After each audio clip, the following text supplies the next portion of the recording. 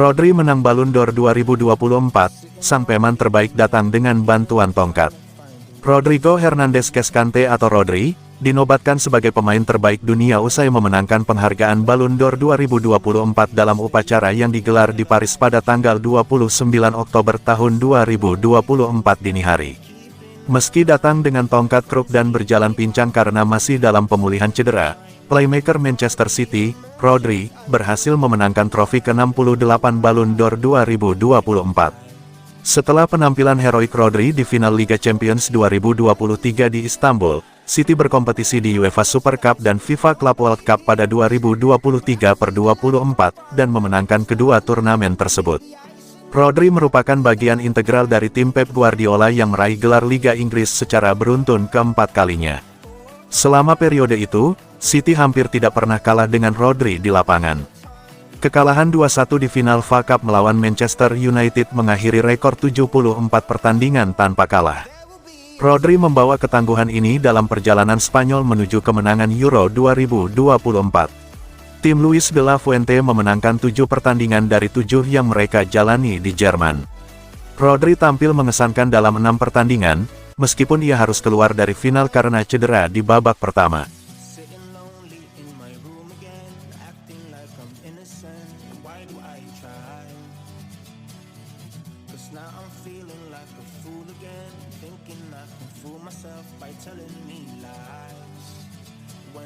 Niatnya ingin akhiri era Klopp dan Guardiola, Erik ten Hag malah berakhir tragis di Man United. Man United resmi memecat Ten Hag pada Senin, tanggal 28 Oktober tahun 2024 pagi waktu setempat. Pria asal Belanda itu didepak lantaran hasil-hasil buruk sepanjang musim kompetisi tahun 2024 sampai tahun 2025. Hal tersebut ironis mengingat pria berusia 54 tahun itu pernah dengan lantang ingin mengakhiri dominasi Man City dan Liverpool di Liga Inggris. Ketika itu, Ten Hag percaya diri Man United asuhannya akan jadi penantang baru. Boro-boro mengakhiri era dominasi Man City dan Liverpool.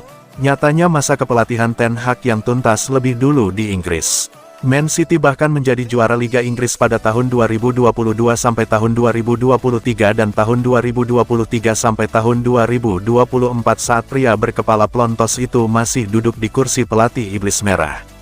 Sementara, Liverpool sudah berganti pelatih dari Jurgen Klopp ke Arne Slot.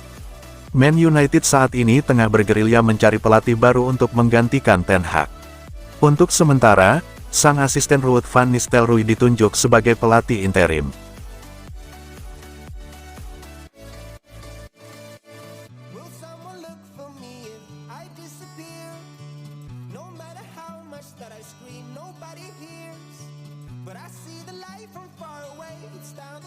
Sergio Aguero pilih 3 favoritnya untuk menangkan Liga Champions.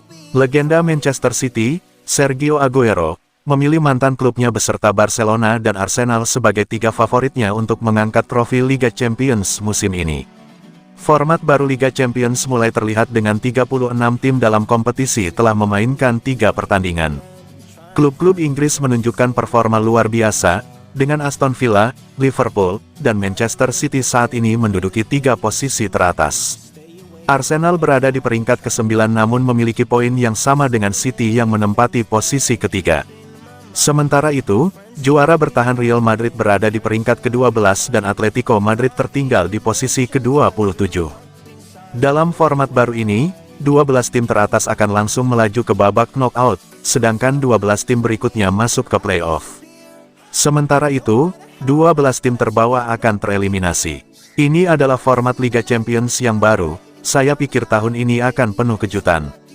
Format ini bisa membantu tim-tim kecil untuk berkembang dan lolos ke babak selanjutnya. Ini juga bisa menyulitkan tim-tim besar untuk lolos. Saya selalu merasa bahwa favorit untuk memenangkan turnamen ini adalah Manchester City, lalu Real Madrid, tetapi saya juga melihat tim Arsenal yang sangat kuat. Namun, saya berharap baik Man City maupun Barca bisa menaklukkan edisi ini. Meski saya melihat City kesulitan dalam beberapa laga Premier League musim ini, mereka tetap klub yang kita kenal, mengendalikan permainan dari awal hingga akhir. Jika saya harus memberikan prediksi, saya merasa bahwa final tahun ini akan menghadirkan 2 tim yang tidak diharapkan banyak orang.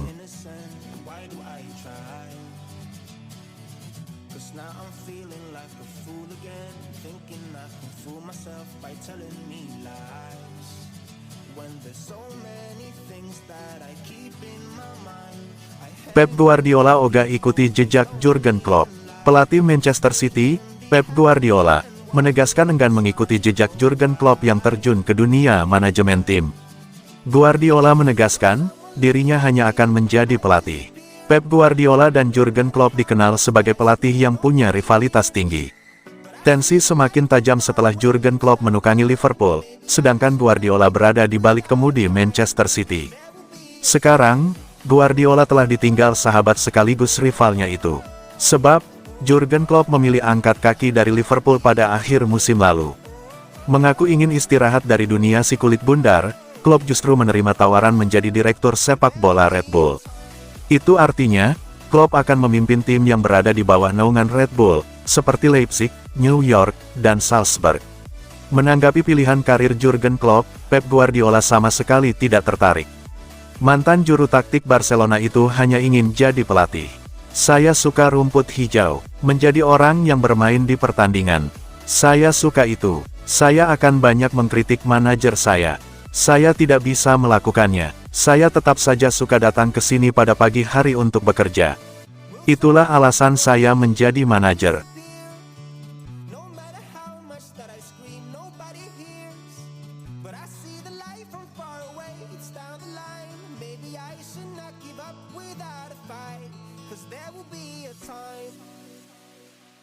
Josko Gvardiol sebut dua nama yang bantu dirinya adaptasi di Man City.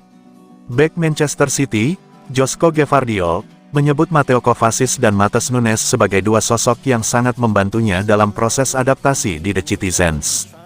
Josko Gvardiol didatangkan oleh Manchester City dari RB Leipzig pada musim panas tahun lalu. Kedatangannya ke Etihad Stadium tentu saja untuk menambah kekuatan di lini belakang sang juara bertahan Premier League. Sama seperti pemain baru lainnya, Gvardiol mengakui bahwa ia membutuhkan waktu untuk melakukan adaptasi. Namun, dalam proses penyesuaian diri dengan klub dan kompetisi yang baru, bek berusia 22 tahun itu mengaku mendapatkan bantuan dari Mateo Kovacic dan Matheus Nunes. Saya memiliki perasaan itu sebagai keluarga City. Kami menghabiskan banyak waktu bersama dan saya tinggal sendiri. Ini adalah sekelompok orang yang saya butuhkan bersama saya, dan mereka membuat saya menjadi orang yang lebih baik setiap hari. Ada juga Kova yang merupakan teman baik saya. Kami sangat dekat. Saya telah mengatakannya berkali-kali, dia pria yang sangat baik dan saya senang bisa berbagi ruang ganti dengannya di sini di Manchester dan juga di tim nasional. Dia banyak membantu saya pada awalnya dan menghabiskan banyak waktu bersama. Matheus juga, saya harus menyebut Matheus karena dia orang yang sangat baik dan pria yang lucu. Saya sangat suka menghabiskan waktu bersamanya.